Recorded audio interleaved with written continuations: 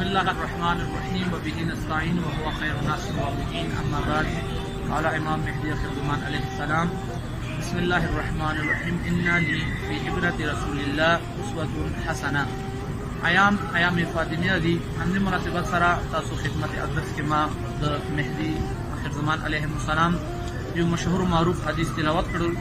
مهدي خضرمان علیه السلام نے ارشاد فرمائی: ان لی بشک فی ابنة رسول الله د پیغمبر اکرم لور د ما نیا زهرا اسوة حسنه، بشک مو لپاره د پیغمبر اکرم لور فاطمه زهرا اسوة حسنه دی.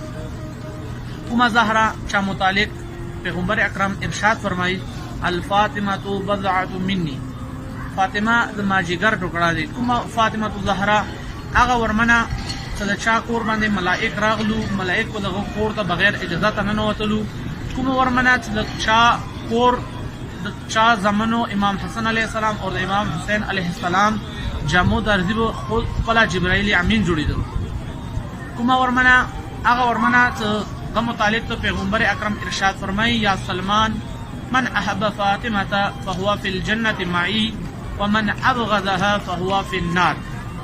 اے سلمان، هر یو هغه انسان ته چا د ما لور د ما ګرانې لور ورمنې فاطمه زهرا سلام الله علیها السلام مینه وکړه، محبت وکړه، هغه به جنت کې ما سره وي. اور چا هم د ورمنې سره بغض وکړه، کینه یې وکړله، حسد یې وکړه، هغه به جهنم کې وي.